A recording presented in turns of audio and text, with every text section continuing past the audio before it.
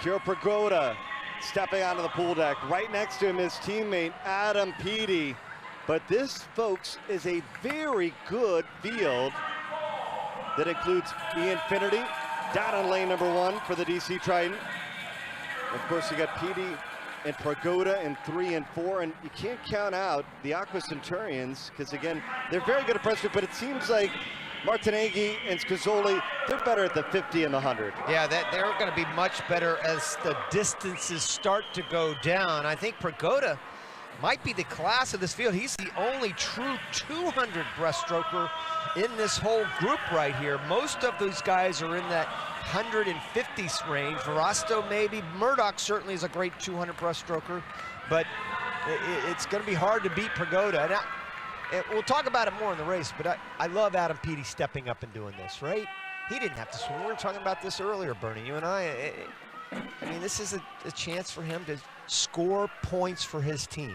Certainly an event that is very rare for him. He rarely swims a 200 breaststroke. Mark Foster was talking to him earlier about it. And you know, he just wants to do as much as he can for the team. A year ago, Peaty scored 73.5 points.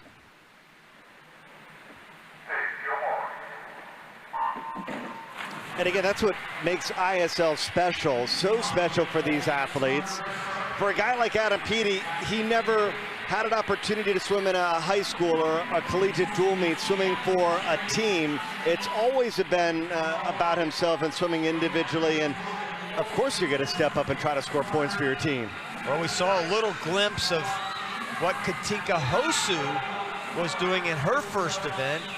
Now we get a chance to see the best breaststroker in the world, at least in the 50 and the 100 stage, and Adam Peaty and where he falls in his training. Well, Prigoda, no ISL wins in this event. Believe it or not, a year ago, Marco Koch set a new ISL record over the weekend in match number 1, going 2:02.1. And right now, it looks like we got about 4 swimmers that have a chance. Finnerty, Tommy Koch at the bottom of the pool in 1 and 2 for DC Triton. Prigoda leading halfway home, only by 8/100ths of a second over Finnerty. He's in the gold cap in the middle of the pool, swimming for the London Roar, and you can't count out the Aqua Centurions in this race either. Prigoda out in 59.4. If you're looking at Peaty, he was 6th at the 100 mark at 004. He's 3 from your left. That's Adam Peaty. In lane number 3, Prigoda's starting to really kind of move out a little bit. Still tight, 0.2 of a second over Cope. Final 50, here we go. Cope trying to track down the world record holder in lane number 4. Prigoda turning first, Cope just behind him. It's gonna come down to this final 25, folks. But Prigoda taking a whole nother level, and here comes Peaty. Peaty moving up. Peaty's gonna battle it out, and what guts! Peaty's gonna touch second. 1-2, the finish for the London Roar. Oh, wow! Unbelievable for Adam Peaty. You know, again, I'd love to ask him, you know, because of the fact that you don't swim a 200, maybe you took it out too easy because you just didn't want to burn your wheels, spin your wheels too much that first 100, because he came home.